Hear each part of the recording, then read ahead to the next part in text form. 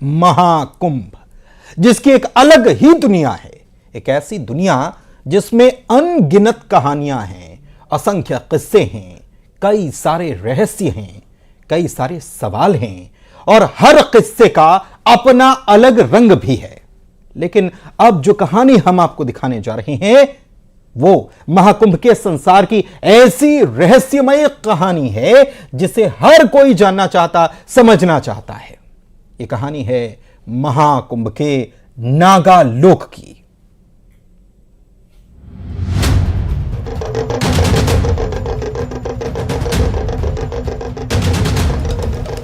भय का भूत है, भय नहीं तो भूत नहीं। नागा साधु बनना तो बहुत कठिन होता है। सीधे बिंद को वो मारे जिंद को। जहां त्याग की भावना सबसे ऊपर है, जहां तप और साधना ही जीवन है, जहां माया और मोह से मुक्ति है, जहां रहस्यों का मायावी संसार है, ये है महाकुंभ का नागालोक।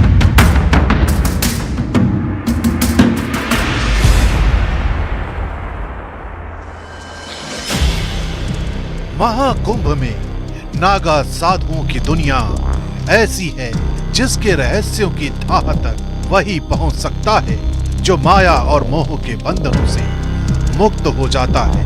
लेकिन ये रास्ता मुश्किलों से भरा है, ये रास्ता भयानक चुनौतियों वाला रास्ता है। यहाँ सिर्फ और सिर्फ एक ही परवाह है और वो है साधना का वो मार्ग जहाँ से नागा साधु बनने की शुरुआत होती है। इनके इस जीवन का सिर्फ और सिर्फ एक ही मकसद है और वो है अपने गुरु की सेवा, क्योंकि उसी सेवा से नागा बनने का रास्ता तय होता है। नागा बनना कोई आसान बात नहीं होता, काफी तपस्या करनी पड़ती है, घर बार छोड़ना पड़ता है और इसी तरीके से जीवन यापन करना पड़ता है। हमारे साथ में पंकजानंद सरस्वती जी हैं। जो कितने साल की उम्र से आप नागा साधु बने? मैं नागा साधु सन 21 में बना हूँ। पहले मैं अपने गुरुजनों की सेवा करता था। अच्छा। 12 साल पहले गुरु सेवा, इसके बाद में नागा की दीक्षा दी जाती है। अच्छा। हाँ।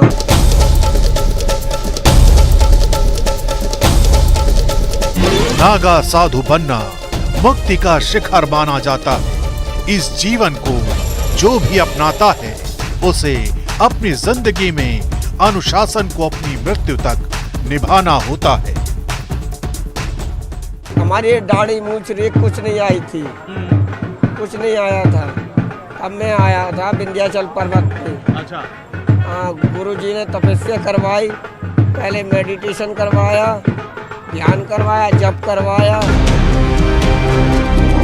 इनके जीवन का पहला पड़ाव ब्रह्मचर्य की यात्रा से शुरू होता है। इसके बाद यज्ञोपवीत, फिर पिंडदान और उसके बाद संसार के हर सुख का त्याग।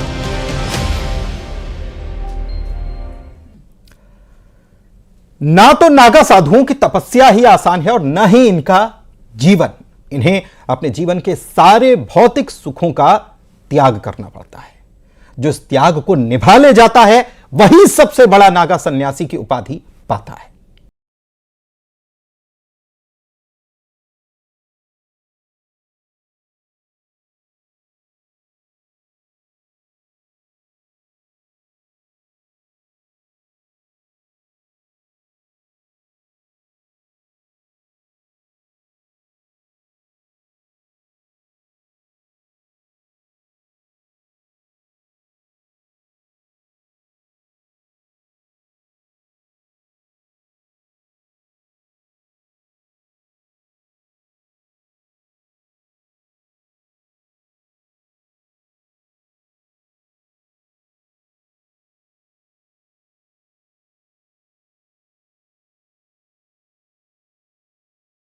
दुनिया को चकित कर देते हैं।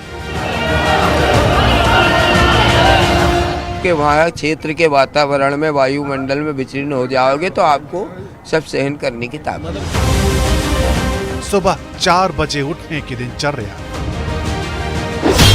हवन, पूजा, योग, साधना, नौली क्रिया और जीवन यापन के लिए भिक्षा, ये सब कुछ एक नागा साधु के जीवन का हिस्सा है और इसे निभाने के लिए मजबूरियों की कोई दीवार आड़े नहीं आती। नागा साधु बनना तो बहुत कठिन होता है, लेकिन आजकल नकली तो बहुत बन जाते हैं, लेकिन परंपराओं को निभा नहीं पाते हैं। अच्छा, इसलिए ये कठिन तप होता है। हर कोई नागा सन्यासी भी नहीं बनता है, मनमुखी बहुत हो जाते हैं। क्या त्याग और तपस्या करनी पड़ती है नागा साधु बनने के लिए? नागा साधु को हर चीज की त्याग तपस्या करना पड़ता है। नागा साधु बनने की अंतिम और सबसे महत्वपूर्ण प्रक्रिया महाकुंभ में ही होती है। यही साधक अंतिम दीक्षा लेते हैं, वस्त्रों का त्याग करते हैं और नागा साधु के जीवन का प्रण लेते हैं। घर परिवार का तो त्याग ही कर चुके, अब घर परिवार से क्या मोह। अच्छा, सबका पिंडदान कर दिया जाता है, किसी ने सिर्फ गुरु परंपरा से ही हमारा मतलब है। जिन 4 जगहों पर कुंभ का आयोजन होता है, उन्हीं के आधार पर नामकरण भी किया जाता है। जैसे प्रयागराज में नागा की उपाधि दी जाती है, हरिद्वार में बर्फानी नागा की, उज्जैन में खूनी नागा और नासिक में खिचड़िया नागा की। नागा साधु सिर्फ एक जीवन शैली नहीं, बल्कि भक्ति और भाव का वो मार्ग है जो जीवन की सबसे कठिन चुनौतियों का सामना करना सिखाता है।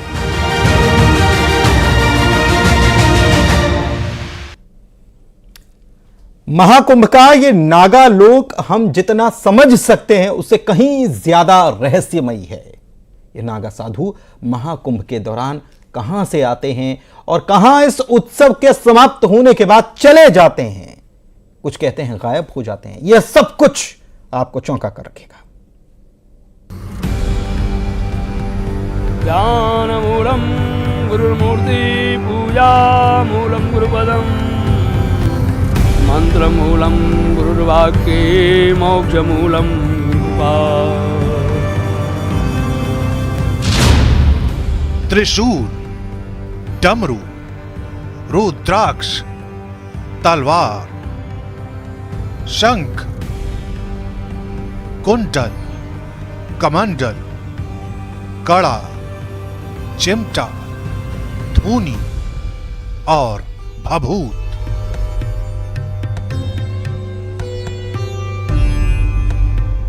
एक नागा साधु के जीवन का यही श्रृंगार है।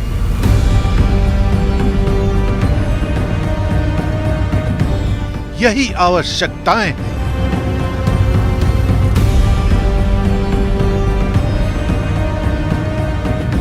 और यही दिनचर्या का हिस्सा है। भक्ति के अनंत सागर में डूबे इन साधुओं के जीवन को न तो कोई लालच विचलित कर सकता है और न ही कोई दूसरा कष्ट। 45 किलो रुद्राक्ष धारण करने वाले नागा साधु के जीवन को आम जीवन से आंकिए और महसूस कीजिए कि त्याग और तपस्या की शक्ति क्या होती है।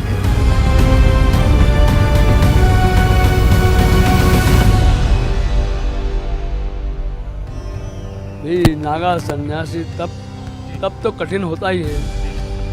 कठिन भक्ति देखी प्रभु शंकर, जहाँ तक भगवान कठिन भक्ति नहीं देखते हैं, जहाँ तक कोई वरदान किसी को देता नहीं। समर्पण भाव होने से ही परमात्मा हमको अपने गले लगाएंगे उनके।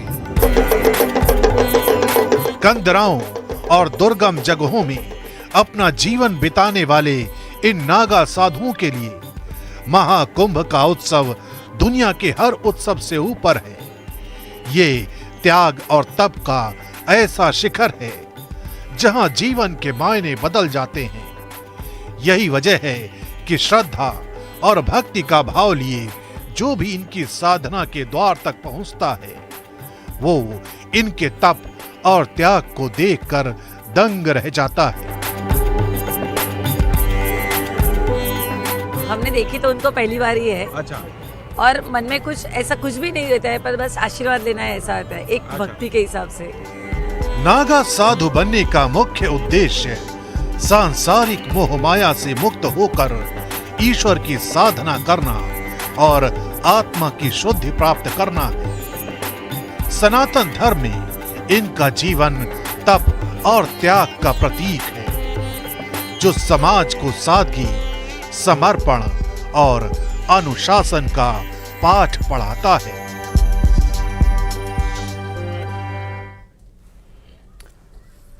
प्रयागराज महाकुंभ मेले का आज 11वां दिन है और आज भी श्रद्धालुओं की भारी भीड़ उमड़ रही है। अब तक महाकुंभ में 16.98 लाख लोगों ने स्नान किया है। 16 करोड़ 98 लाख लोगों ने स्नान किया है। 11 दिनों में लगभग 10 करोड़ से ज्यादा श्रद्धालु संगम में आस्था की डुबकी लगा चुके हैं। उमेश श्रीवास्तव हमारे सहयोगी महाकुंभ की पावन धरा से हमारे साथ जुड़े हुए हैं। सीधे उन्हीं के पास चलते हैं। आस्था के कई रंग नजर आ रहे हैं। नागा साधुओं की जो रहस्य है वो लोगों को यहां पर खींचे चला जा रहा है। और भी कई सारे तांत्रिक से लेकर महामंडलेश्वर और तमाम लोग यहां पर आ रहे हैं। लोगों से आपने बात की, लोग क्या कह रहे हैं, वहां कौन से रंग, क्योंकि जैसे जैसे महाकुंभ आगे बढ़ता जा रहा है निश्चित रूप से कई और रंग इसके चढ़ने वाले हैं। जी हाँ, देखिए, महाकुंभ नगर की महिमा निराली है, महाकुंभ नगर की आभा निराली है, महाकुंभ नगर की श्रद्धा निराली है। दिव्य भव्य अलौकिक दृश्य कुंभ दर्शन में सभी को मिल रहे हैं और यहाँ की छटा बस देखते ही बनती है। अब तक तकरीबन 10 करोड़ श्रद्धालुओं ने कुंभ दर्शन कर लिए हैं, त्रिवेणी में स्नान कर लिया है और ये कारवां लगातार बढ़ता ही जा रहा है। ये कारवां अनवरत जारी है। श्रद्धा का सैलाब उमड़ पड़ा है, श्रद्धा का जन समुद्र उमड़ पड़ा है। हर तरफ मंत्रोच्चारण की गूंज है, स्वर हैं और माहौल इतना भक्तिमय है कि एक बार आप यहां आ जाएंगे और जाते वक्त यहां लोग रोते हैं। जब मां गंगा त्रिवेणी में स्नान करके लोग वापस लौटते हैं तो वो रोते हैं कि वो अपनी मां से जा रहे हैं बिछड़ करके। यहां पर हम इस वक्त एक आश्रम में मौजूद हैं और मंत्रोच्चारण का स्वर गूंज रहा है। आप लोग कोई मंत्रोच्चारण कर रहे थे, कर दीजिए। ओम स्वस्ति न इंद्रो वृद्धश्रवाः स्वस्ति नः पूर्वा विश्ववेदाः स्वस्ति नस्तार्क्ष्यो अरिष्टानेमिः स्वस्ति नो बृहस्पतिर्दधातु प्रेक्षालशवा मारुताः प्रश्नेमा ताराः शुभञ्जा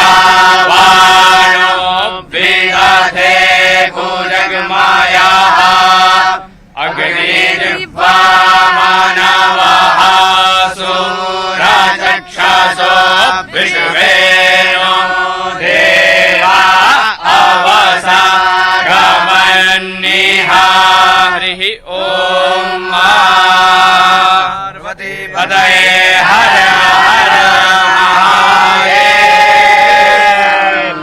हर महादेव का वाह, घोष क्या बात है, वाकई अद्भुत। क्या कहेंगे, और स्वस्ति वाचन मंत्र, त्रिवेणी का गंगा स्नान अद्भुत, बहुत अद्भुत है। इनकी महिमा भी बहुत अपार है। हम सभी वैदिक बड़कों को बहुत शुभ अवसर प्राप्त हुआ है कि आज प्रयागराज में स्नान तथा मां गंगा का आशीर्वाद प्राप्त हुआ है और यहाँ चल रहे परम पूज्य स्वामी गोविंद देवगिरी जी महाराज के कथा को श्रवण करने का अवसर प्राप्त हुआ है।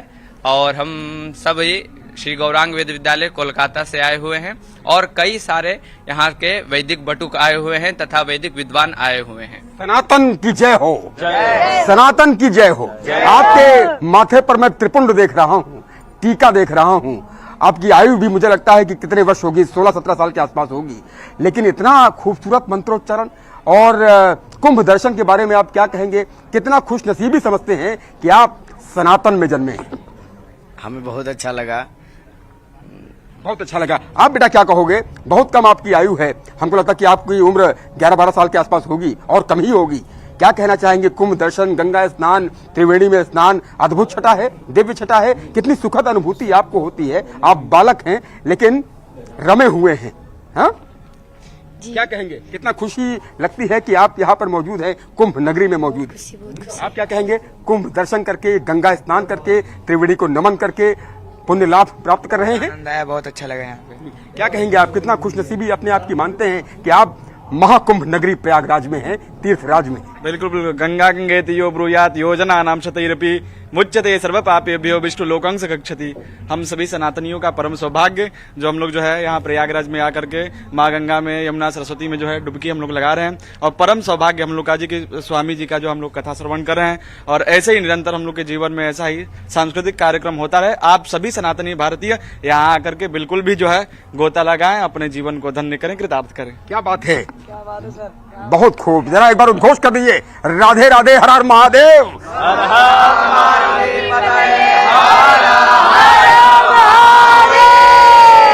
आप क्या कहेंगे? कितना खुशनसीबी आप मानते हैं कुंभ नगरी में आकर।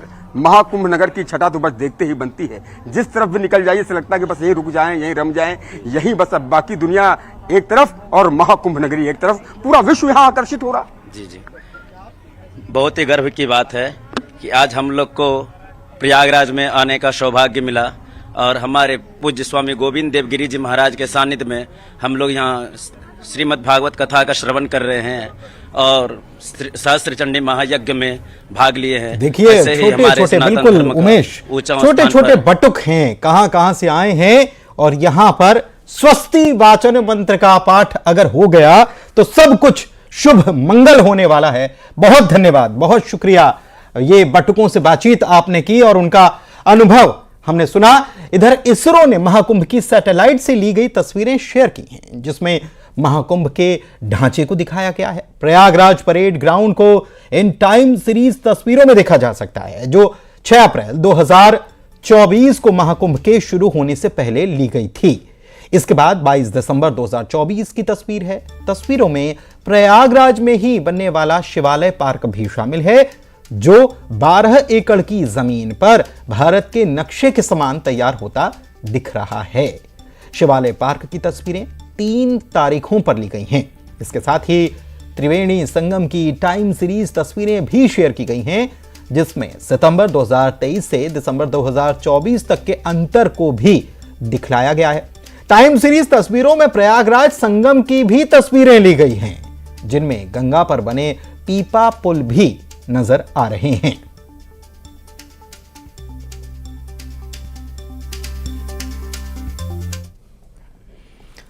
महाकुंभ में चर्चा में बनी हुई हर्षा रिछारिया ने कैलाशानंद महाराज का पंडाल छोड़कर अब अखाड़ा परिषद के अध्यक्ष रविंद्र पुरी के संरक्षण में रहने का फैसला किया है।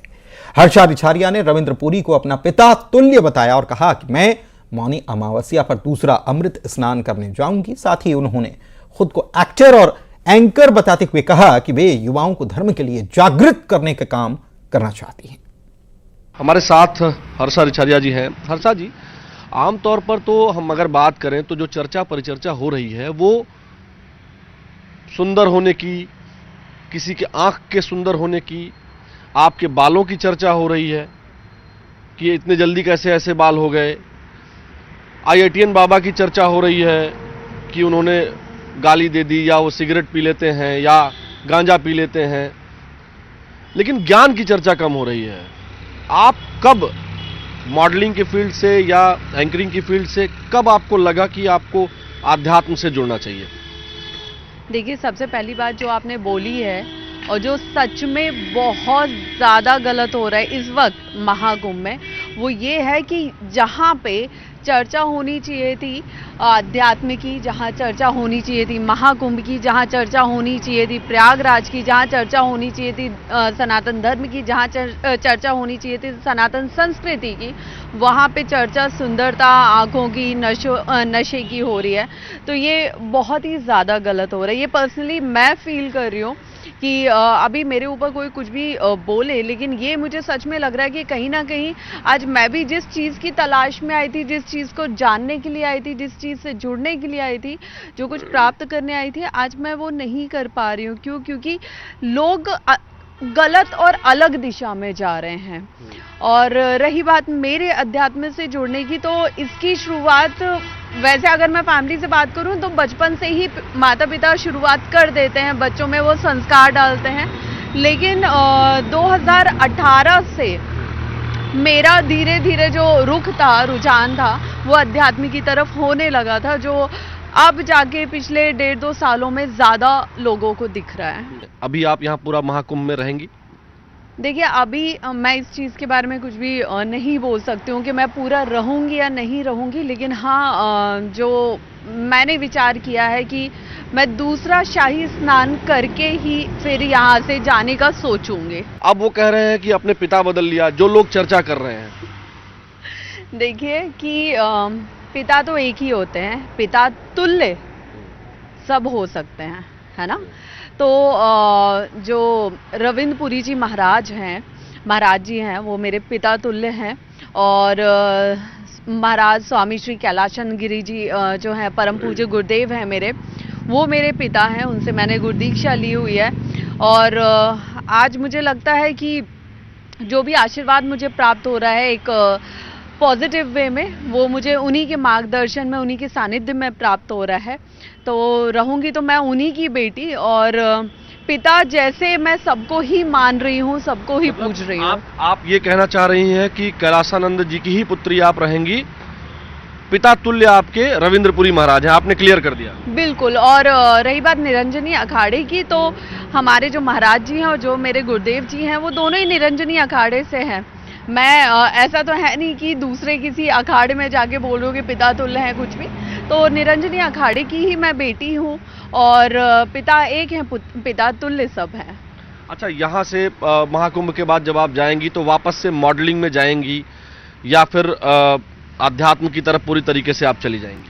देखिए, मॉडलिंग तो ये कुछ न्यूज़ चैनल ने, कुछ मीडिया ने ये जैसे मुझे साध्वी का गलत टैग दिया गया, वैसे ही मुझे मॉडल का एक गलत टैग कुछ चैनल ने दिया है। क्योंकि मैंने, आप देखेंगे, मैंने स्टार्टिंग से ही बोला कि मैं एक्टर और एंकर हूँ, मैंने कहीं भी नहीं बोला कि मैं मॉडल हूँ, ठीक है। और रही बात, अगर आप ये पूछना चाह रहे हैं कि मैं वापस एक्टिंग में जाऊँगी या कुछ भी, तो जिस भी चीज़ में मुझे धर्म को आगे बढ़ाने का मौका मिलेगा, मैं अपने धर्म का हाथ पकड़ के उसके राह पे चलते हुए चीज़ों को आगे बढ़ाना चाहती हूँ। मैं समाज में जो मेरे तरह युवा हैं, उनको मैं धर्म की ओर उनका रुख करना चाहती हूँ, और धर्म के प्रति उनमें जागरूकता लाना चाहती हूँ। नरसिंहपुर लिए चल रहे हैं, यहाँ पर मुख्यमंत्री पहुंचे हुए हैं और रोड शो